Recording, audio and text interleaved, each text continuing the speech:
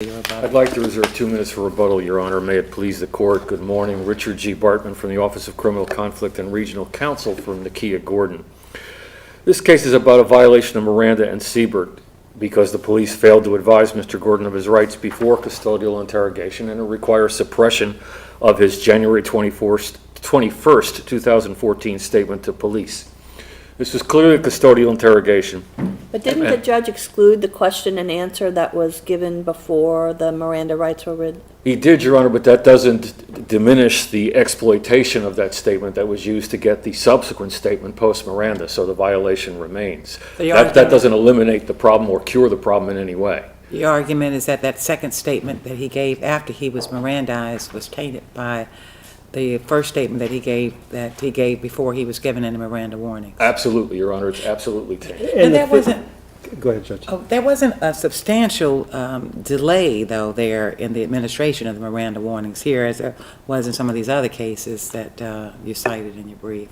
Well, I mean, because right after he answered that officer's question, what was the question? Why? Do you know why you're here? Do you know why you're here? Why, yes. And then he answered, and that was incriminating what he said. Certainly. But then, didn't she, within 3 minutes, the officer, detective, read the defendant his Miranda rights right after that? Well, she right away reads his Miranda rights and then uses that inadmissible statement to get him to speak more after Miranda. I mean, it's directly a Siebert violation. This is classic Siebert question first illegal tactic. When you use the statement that was inadmissible, the pre-Miranda question and answer, she used directly to get him to say, and it's the very first question she asked, I think at the 6:21 mark, after Miranda is given, when she's asking him questions about the crime, and she says, as you know, earlier you told me you knew why you were here. Yes, well, can you tell me why you're here? And then he gives a slightly more specific inculpatory statement, and everything flows from that. But do you really think that his answer before the Miranda warnings were given changed what she would question him about? I mean, he was there for the same reason, I mean, for this crime that they believed he had committed. So, I mean, had that not occurred, don't you think she would have asked the same questions? Oh, I'm not sure that she would have asked. The most important aspect of that, Judge, is she used the exact same language, and that's what's wrong in Siebert. What you do is you don't advise of Miranda. You then ask an incriminating question. You get an incriminating response. You give Miranda, and then you use that exact same question and answer to essentially get the suspect to repeat what he told you unwarned after Miranda warning. But Siebert also says that we have to do a analysis of the totality of the circumstances. Yes, Your Honor. And you've said multiple times this morning, that there was an exploitation. So my question is this: if we're supposed to look at the totality of the circumstances and assessing was there a Miranda violation here or not, what weight are we to give the fact that the appellant was thankful that the interview occurred and was thankful that his misconduct had been discovered? I mean,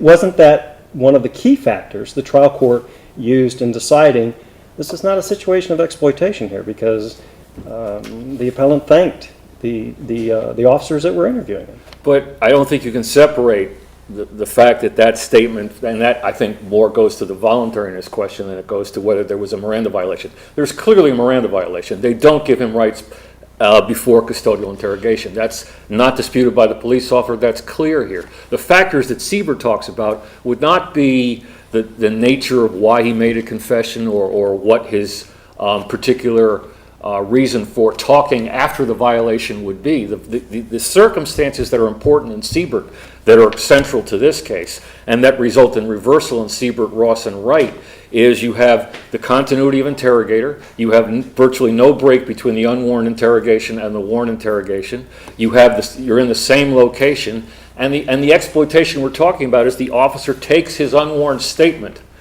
and then gives a Miranda and then asks in the almost virtually the same language. You told me, didn't you? There's a reference, there's a reminder of the unwarned statement and answer. And that's the essence of Siebert. That's the essence of why this reversal took place in Siebert, Ross, and Wright. But factually, I mean, Siebert is very different from this case because there were a number of questions and there was a substantial amount of discussion between the officer and the defendant in that case prior to giving the warnings. And clearly there was an intention to conduct the interrogation that way. The officer... Go ahead, I'm sorry. So here, there was only one question asked. I looked at the transcript concerning the cross-examination and her statement that she expected it might lead to an incriminating response. But even looking at her response and the way the question was framed, I'm not sure we can clearly conclude that it was an intention to ask first and then advise later. Oh, I do think you can view it that fashion. Second, first I would say that Ross suggests that the brevity of the first question and answer period is not determinative of the issue. And in fact, it's no less offensive a tactic just because the initial question and answer period might have been shorter here than it was in Siebert. It's still an offensive tactic. It's still she says, and on cross-examination at 21 and 22. So you know the rule about advising Miranda rights before custodial interrogation. Yes, my classroom training tells me that. In fact, if you look at the Miranda rights card, in capital letters, it was Exhibit 2 at, I think, transcript page 40. The card itself says before you ask any questions, you have to give these rights, quote unquote, before any questioning. So she knows by classroom training, she knows by the pre-printed card. She's very well aware that she should have started with custodial interrogation. And yet she asks a question, you ask any question, and she admits that it's designed to elicit an incriminating response. That's really not a question here. I think it's clearly custodial and it's clearly interrogation because she herself, in an undisputed fashion, says, yes, I was looking for an incriminating answer. And the minute she gets the answer, you go to Miranda and you go to the exact same language, reminder, refresher of what we said before Miranda. And that's what Siebert condemned. That's what the plurality was talking about. It's the tactic. And the tactic produces this result. And we really won't know, in answer to your prior question, in terms of his belief that he was glad this came out, that's way after the violation has occurred. And I think it would be speculation to suggest he might have said that otherwise. The problem is we don't know that. We know that what she used, the very first question she asks after Miranda is reminding him of what he said in that illegally obtained statement. And that's the violation that Siebert speaks about. That's the invidious violation of Miranda. That's the minimization of Miranda. That's the downplaying of Miranda. That's the making Miranda rights completely ineffective so that he wouldn't have had any thought that that he could stay silent, or B, it would have made any difference if he had. And that's the essential violation that Siebert talks about. That's the essential violation of Ross. Is there a factual distinction between those cases? Yes. Is it of any legal significance? No. The violation itself that they speak to, and the main factors they talk about is same interrogator, no break in time, no break in location, and then the use of the inadmissible statement to essentially prompt, remind, reiterate the suspect to say after Miranda what he said before Miranda. And that's the violation the plurality talks about. That's what both the plurality and Justice Kennedy said in terms of what happens there is a violation of Siebert and is a downplaying of the significance of Miranda. And it's the big fact in all three of these cases is that exploitive use of the statement to get the post-Miranda statement. And that's the violation. Right. When we're looking at these other factors that Ross talks about, the suspect's age, experience, intelligence, language proficiency, there are no problems there, though, with the defendant in those areas, correct? Because he was an mature adult, no Yes. language problems. The only thing I would suggest is there is a distinction in the sense that this isn't like Kalish where the defendant has experience in the criminal justice system, which is a factor I think you can look at by comparison. But otherwise, you're right from the standpoint of that factor, age, education, and intelligence. I don't think we could argue that essentially that militates in the defendant's favor with regard to voluntariness, but I do think the big factor that cases talk about with regard to voluntariness is the way these rights were administered, and even Judge Cox spoke about that. There was the detective never really tried to determine whether or not the defendant understood the rights that she read to him, that she didn't wait to get a response Correct. from him? And there's no question, page 23, she admits that. The record makes it clear. And the judge was consistently troubled by this. From a factual standpoint, and I think he's right on the facts, certainly in that regard. He's saying, I think from about page 32 to 45, the car didn't ask if he understood. She didn't ask if he understood both the nature of his rights and the consequences of giving them up, which Tompkins, Moran, all the cases say the state has to establish. There's simply no evidence in this record that was ever established, that he understood them. The state said that the video showed him nodding his head as he was answering some of the questions. When he was being advised his Miranda warnings, that he was nodding his head. Would that show some understanding? Would that be sufficient? I don't, first of all, I would question whether there's nodding of the head. We've talked about that in the brief. I don't see nodding of the head. I see one nod and a look to the right. I don't even think he was engaged or she didn't engage him when she was giving Miranda. But no, it wouldn't indicate, unless the state shows, it seems to me, affirmative evidence that he did in fact understand the nature of his rights and the consequences of giving them up. And as I said, Judge Cox kept pointing to the fact there's no evidence in front of me that establishes that. And there isn't any evidence that establishes that. And there's a heavy burden on the part of the state. It's a very heavy burden on the part of the state. And when you compare it to cases like Elstad, like Herrera, like Bevel, like Chaffin, which this court issued in 2013, where there's that question and answer, or Elstad might be the best example in footnote 4, where they're talking about the careful and thorough administration of warnings involving you give rights and either after giving all of them or after each individual right. The police officer asks, do you understand these rights? And with that understanding in mind, are you willing to talk to us? That doesn't appear in this record at all. And that's the level of evidence, it seems to me, that the state needed to put on here to establish that, in fact, he understood his rights and the consequences of giving them up. And that doesn't appear anywhere in the record. And the judge was right to point that out. Factually, he's right. The legal conclusion he drew from that is not. But, this court, in looking at it de novo, should certainly find, because the record is clear and undisputed, that there's just no evidence that he understood his rights. Because no one ever asked him, no one asked a question about it, and in fact, in terms of the remainder of the administration of rights, she basically said, as the judge said, can you just sign this for me, please? And there's very little conversation. In fact, the only conversation is what time is it and what's the date to fill it in. He's certainly not given an opportunity to read the card, as in some cases that we've cited to where that would indicate an understanding of rights.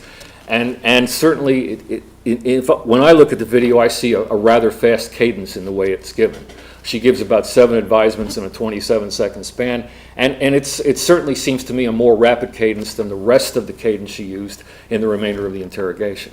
And the key on this violation, the court in McAdams, the court in Horwitz, cited to trailer, which is 25 years in this state, and the idea, the underlying rationale of all of this violation is you don't let the state set the example that it's okay to violate someone's rights to get an inculpatory statement, a confession, and a conviction.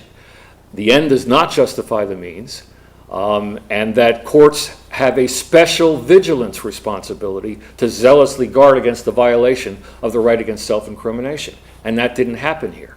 And that's why the Siebert tactic is so offensive, because essentially it's an illegal means to an end of getting him to talk about this situation, and it affected and tainted everything that followed. But the trial court actually made a finding, did it not, that after looking at the video, that the defendant had knowingly and voluntarily made statements as a product of a deliberate choice of his? The court did make that finding. Aren't we stuck with that? No, Your Honor. I think from the legal standpoint, from the application of the law to the facts, you're not stuck with that. That doesn't deal with historical facts so much as application of the law to the facts. I think he was making a legal judgment that the waiver was voluntary, knowing, and intelligent. We would submit the record shows otherwise, that it wasn't knowing and intelligent. It particularly wasn't knowing, because there's no evidence here at all that anyone ever found out from him or determined from him or asked him, or where you could say from the circumstances it's clear he understood his rights. And it's particularly invidious here because of the question first technique that was used. This isn't your normal Miranda rights advisement done properly. This is your Miranda rights turned upside down, like a complete violation of Siebert. So particularly in light of the way his rights were violated and the fact that he didn't get his Miranda rights at the outset, it would have been particularly critical to examine, and the state, I think, has a heavier burden on this record to come before this court and show somehow with this violation, with the way they minimized his rights from the get-go, that somehow, despite all of that, he understood the nature of his rights and the consequences of giving them up. Because Siebert basically directs and says, both in plurality and in concurrence, that when you use this technique and you apply those factors, essentially it's not an effective communication of Miranda. So if it isn't an effective communication of Miranda, it seems to me you would really need strong evidence to show that that somehow the suspect could see through that and somehow understood his rights and the consequences of giving them up. It seems to me it makes their burden even more difficult here, and the lack of a record of that even more invidious. If there's no further questions, I'll save my time for rebuttal. Thank you. Thank you.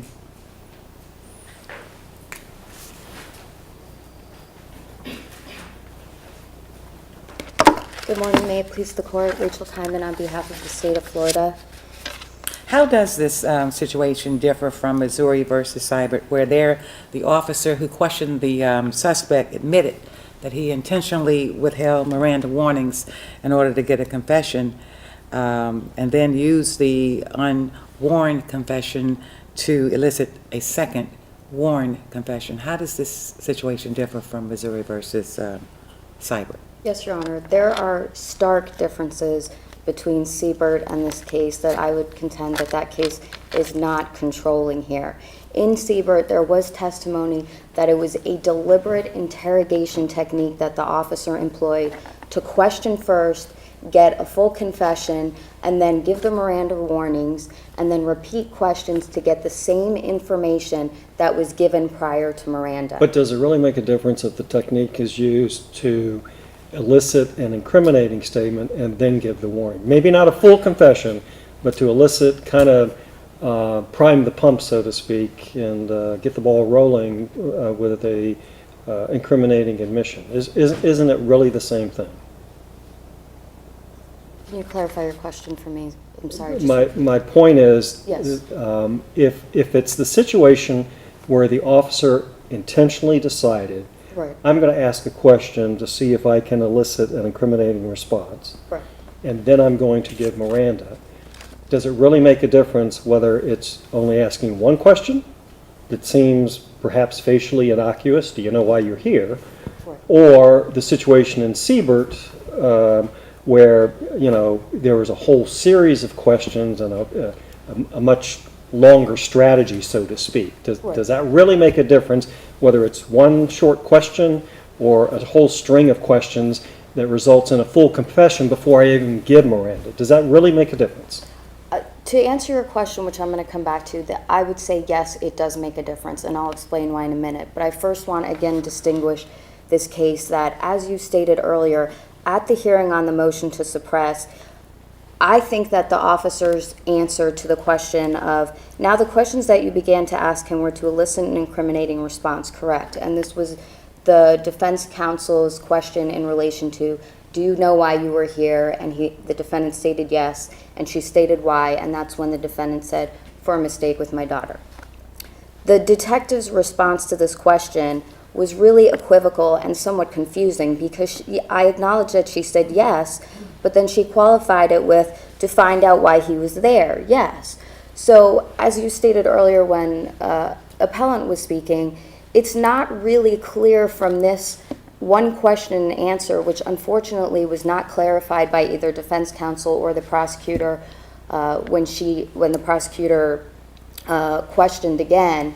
It's not clear, first of all, unlike Siebert, that this was a deliberate and conscious plan or intent on the behalf of the officer to delay the administration of the Miranda rights. Read her response to the question one more time, please. The question was, now the questions that you began to ask him were to elicit an incriminating response, correct? Yes, to find out why he was there, yes. Yes, to find out why he was there. And the state's position would. Could, you know, it strikes me that what the officer was saying is, yeah, I intentionally asked just the one question. Again, I think that her answer is equivocal, but to the extent that she was, and I think further that the record kind of supports the position that her answer is confusing and again is contradictory to what happened in Siebert where there was the conscious intent.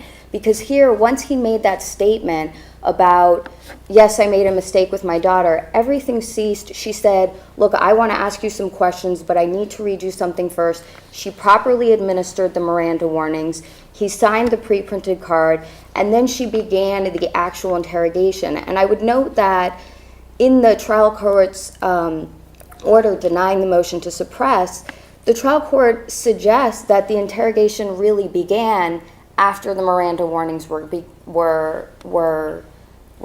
and the defendant. In the answer brief, did you make the argument that her response was equivocal? I don't believe I did, but upon preparing for oral argument, it was something that I wanted to emphasize before the court today. Obviously, in terms of responding to the initial brief and the way the issues were presented, and in terms of being thorough, I did want to go through all of the factors as addressed in Siebert and then Ross. But one of the confusing things about Ross is that, as the Judge Poston discussed in the dissent, the majority really seemed to kind of mix Elstad and the Siebert opinions, whereas prior to Ross, the Supreme Court and this court and other district courts of appeal held that Elstad and Siebert were different and distinctive analysis, and that Elstad really, if anything, would be the controlling case here because this was really a voluntary initial unwarned statement, then a subsequent. How is it voluntary if the response is prompted by a question by law enforcement? How is that voluntary?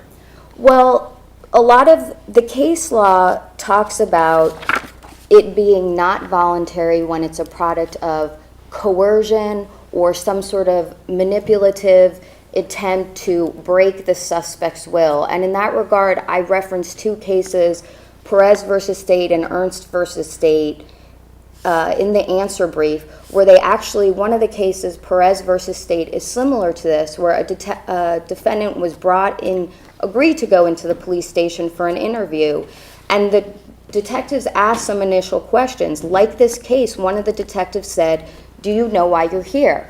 They actually then proceeded to ask, do you know the victim? The defendant acknowledged that he knew the victim and stated that he knew her from the neighborhood, but he was aware that some people believed that he had abused the victim. And in that case, the detectives told the defendant to stop talking, administered the Miranda rights, and then subsequently he gave a full confession. But that's a situation where the defendant voluntarily went to the station. Here we have a defendant that was under arrest and brought into the interrogation room. Right, I recognize that. Completely different scenario. But I would still assert that the case law talks specifically about physical coercion, intimidation, and clearly indicates that cases where there's not that extra level of compulsion or coercion, where the defendant seems to speak voluntarily without any extra force by the law enforcement, that it would still be a voluntary statement.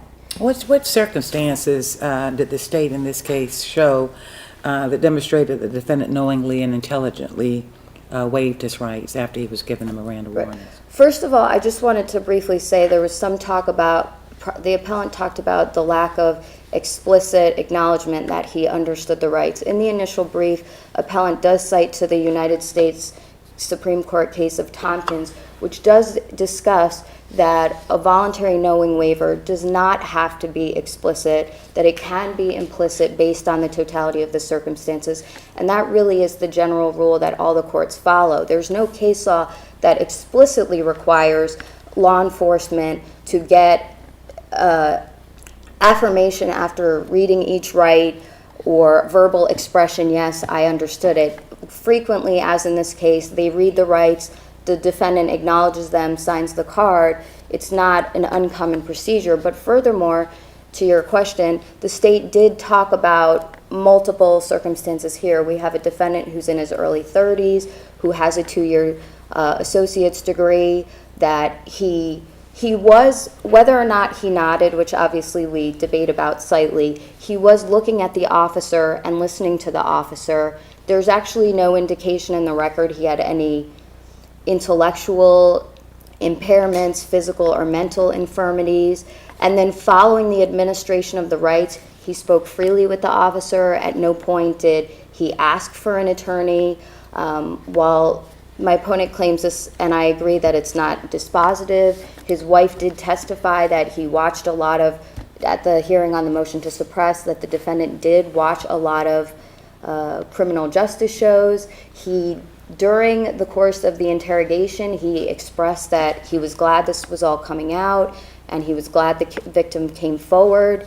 At the end of the interrogation, he agreed that when the officer asked if he had been threatened or pressured, he stated no.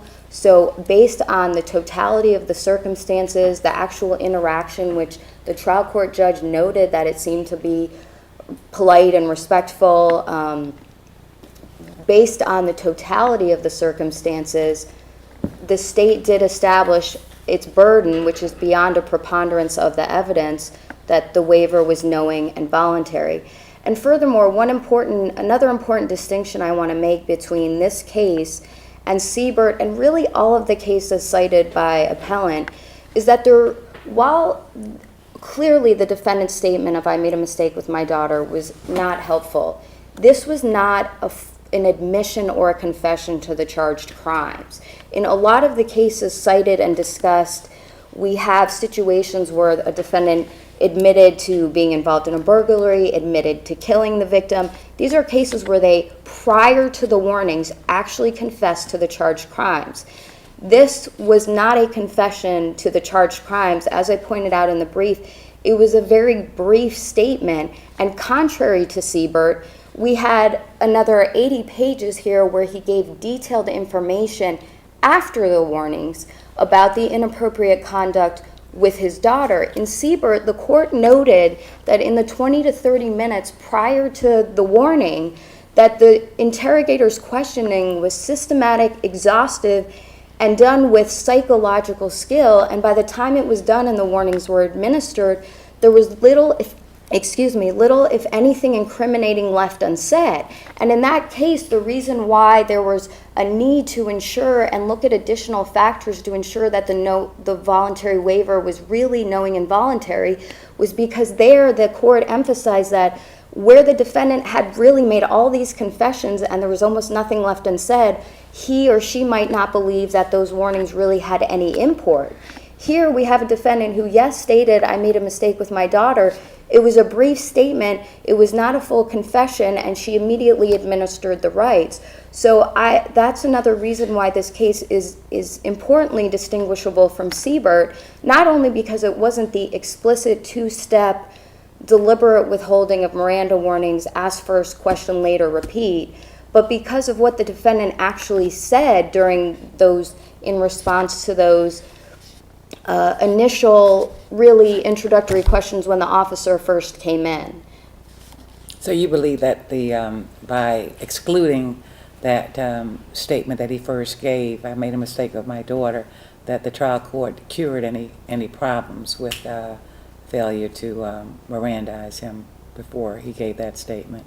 Yes, I think the state agreed that that statement should be excluded because, as the case law states, anything prior to Miranda wouldn't properly be admitted. But I would say that, again, while Ross isn't entirely clear if its totality of the circumstances govern any time there's a short delay or a long delay, because remember in Ross it was several hours of pre-Miranda interrogation. So I think there's an argument to be made that that case is when there's several hours or an extremely lengthy pre-warning interrogation, whereas here it was one question.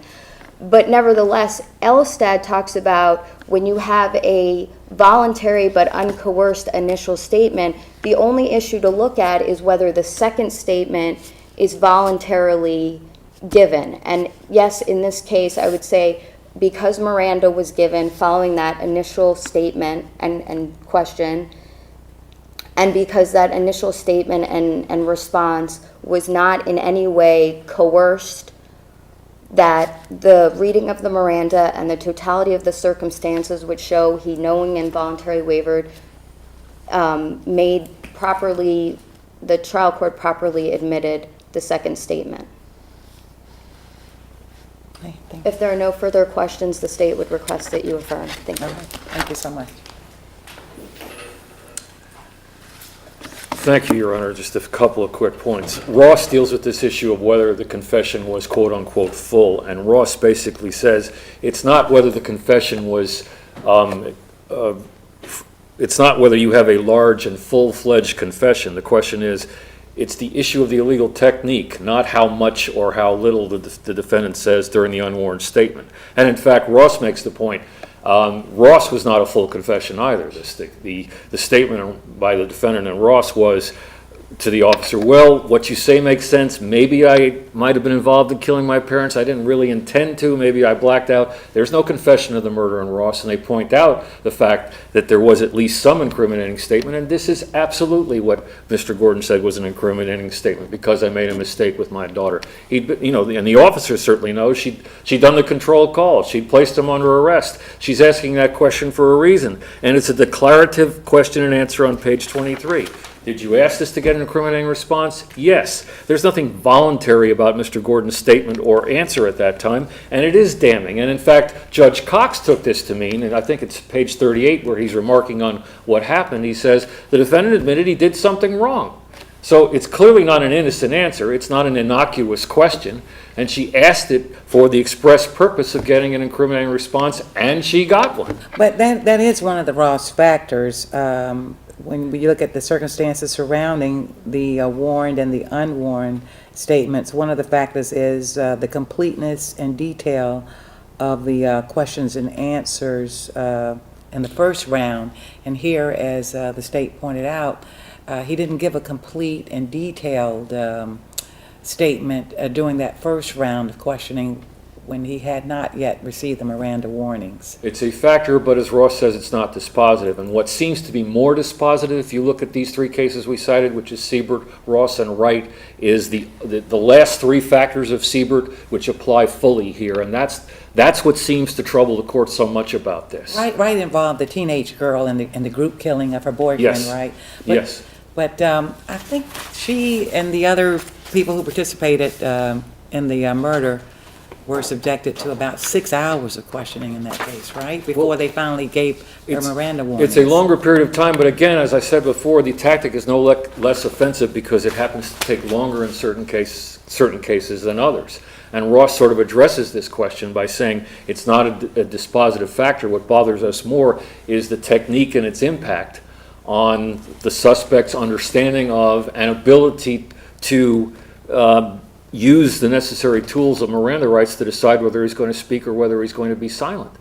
And those factors are much more troubling here, and this is nowhere near like Elstad. This is not an innocent remark. And remember, Elstad is 1 hour late. He's not under arrest, as the judge pointed out. It's an hour later. It's at the station house, and the advisements are careful and thorough. There's nothing about Elstad that remotely applies to the facts in this case. Right. Well, let me ask you again, because in that Siebert case, the court was concerned because the officer there admitted deliberately withholding Miranda warnings in order to obtain a confession. And, the Supreme Court went on to, talk about how that struck at the very heart of the purpose of Miranda warnings, and that using an interrogation technique like that was designed to circumvent Miranda.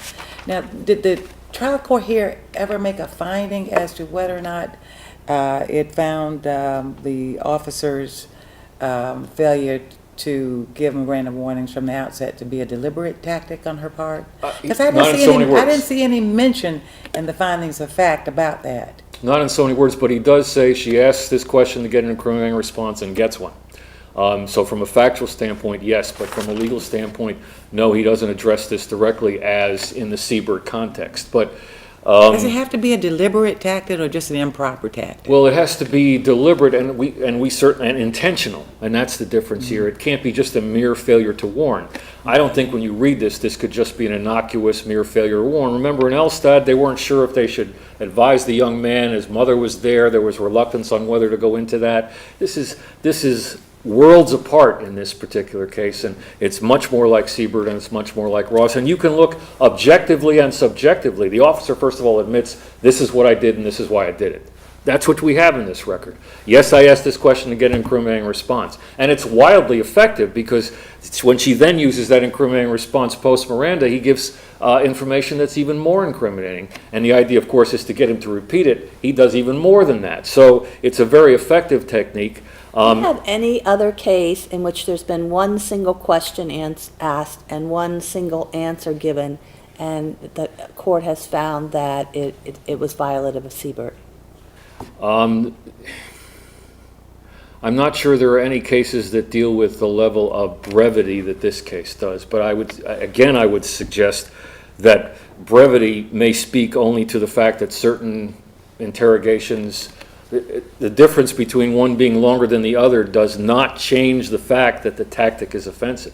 If the tactic gets an incriminating response, which it did, and maybe in this case it only took one question, or three actually.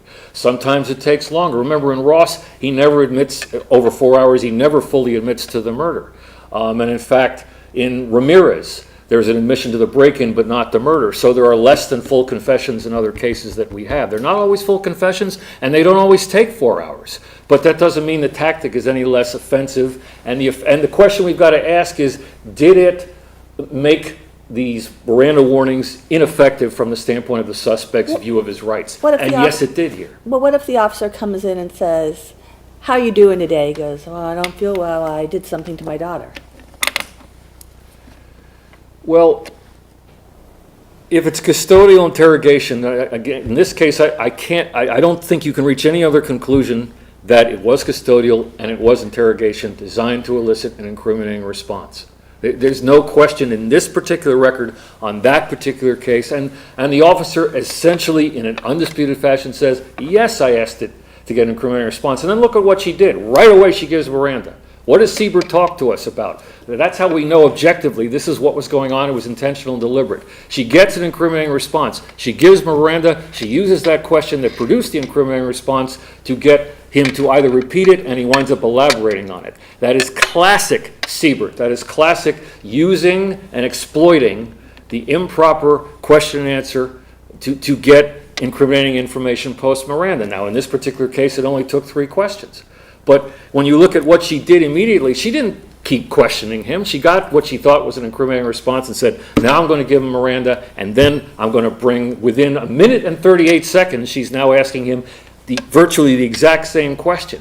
I don't think objectively you can look at that and say, because it was only 3 questions long, that somehow that was not a violation of Miranda and that was not a violation of Siebert. And as Ross says, and as the judge pointed out, it may be a factor, but it is not a dispositive one, and we feel the more damning factors, which the courts have focused on. They have emphasized the last 3 factors of Siebert.